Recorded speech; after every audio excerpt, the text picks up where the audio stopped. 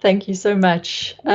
So we've got people still entering, so that's really fantastic. It looks like we have over 17 people attending now, which is just really great.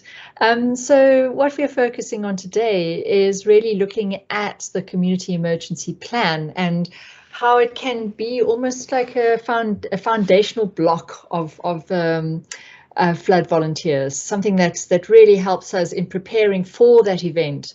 And the more our community emergency plan is up to date and informed, the more we can be prepared to respond to like the floods we just had recently. So that's really what we're going to focus on today, going through what could be in the plan, how to develop it, and then how to use it as well.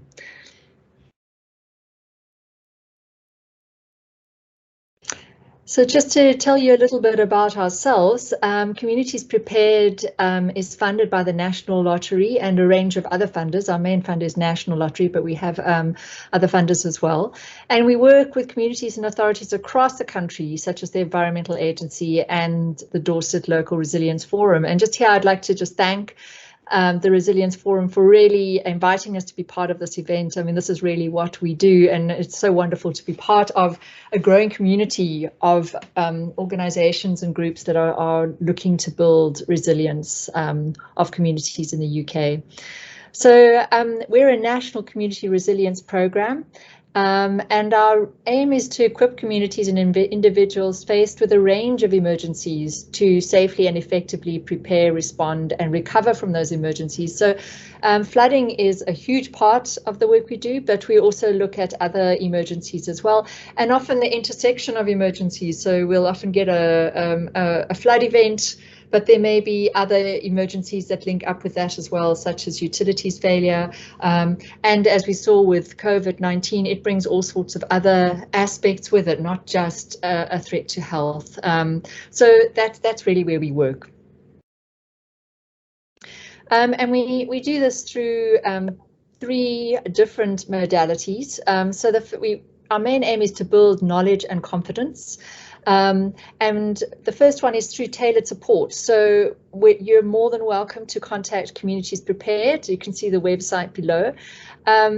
And just speak to us about what your concerns are, what your issues are, what your opportunities are, and we will look at how we can tailor support to help you. If we don't offer particular knowledge or we don't have that particular thing that you need in-house, we then look at mediating that from elsewhere, so finding out where you can find it for yourself.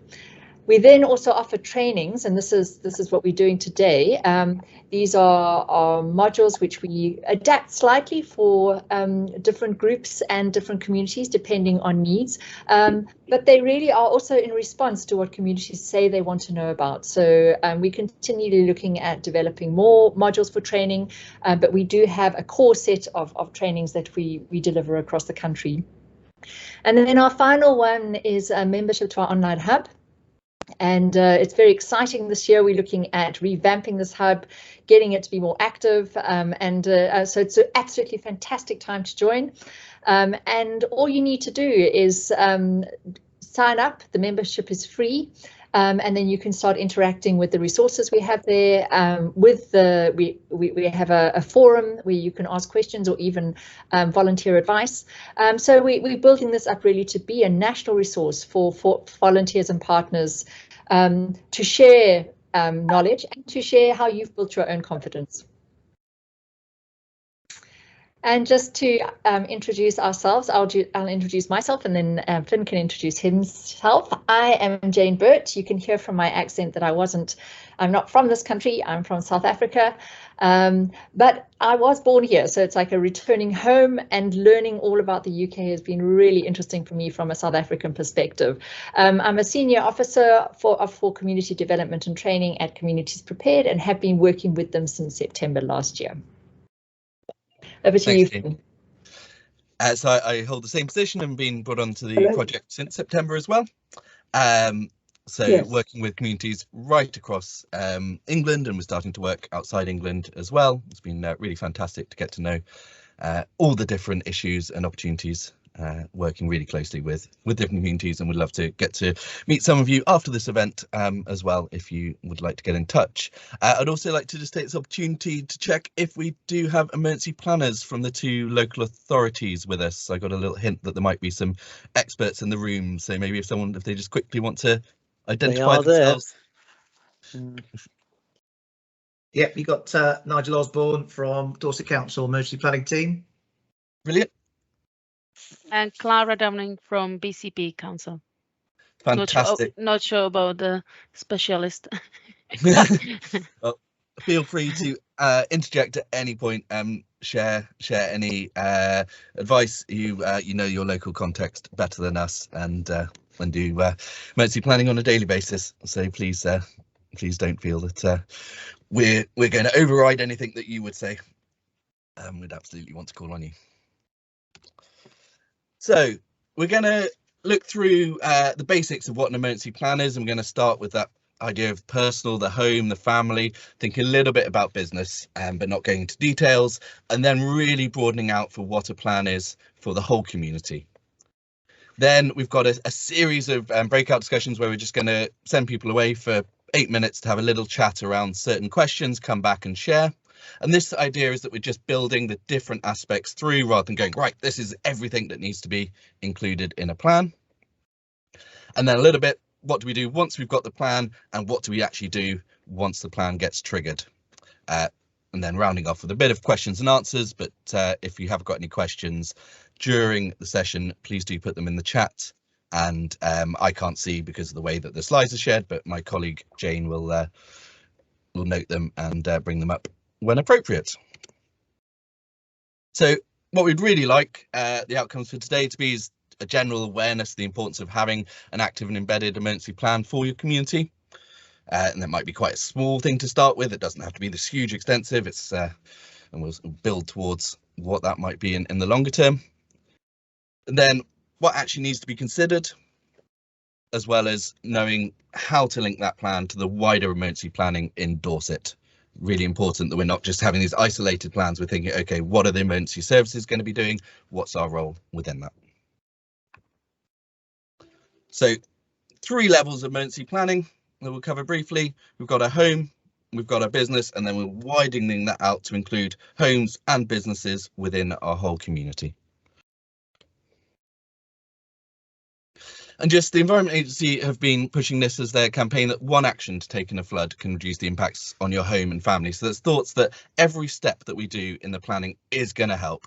There's a good opportunity that somewhere along the lines, that step, that thinking, that consideration can be put in place that then we can help reduce the impacts and potentially save lives. So although there's a lot to consider, we're going to go over a lot today. Every single step that you do in your planning is absolutely vital.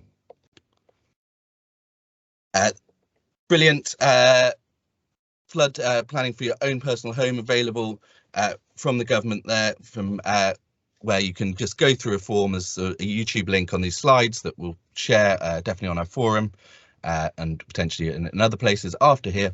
You can click through. So for your home, just going through this gives you a nice list of every consideration you might want to do, because you've got to think about, OK, got to do the planning for my home, for my house. So if I'm taking a lead within the community, I can know that I'm going to be able to take the steps for my own house before I can go and help others.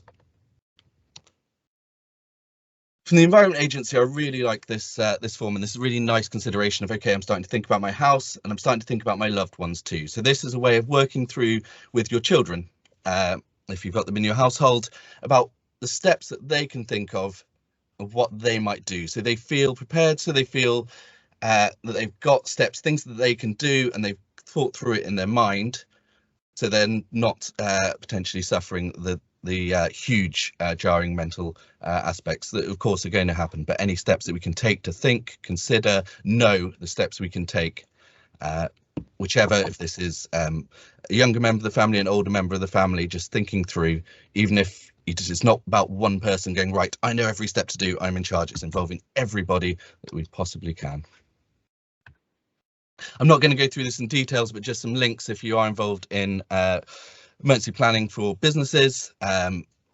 there's a whole range there, and also we've got a link there for the blue pages when we're thinking about accredited suppliers for home property flood resilience, as well as for business. But I'm aware there's a session coming up on that later today.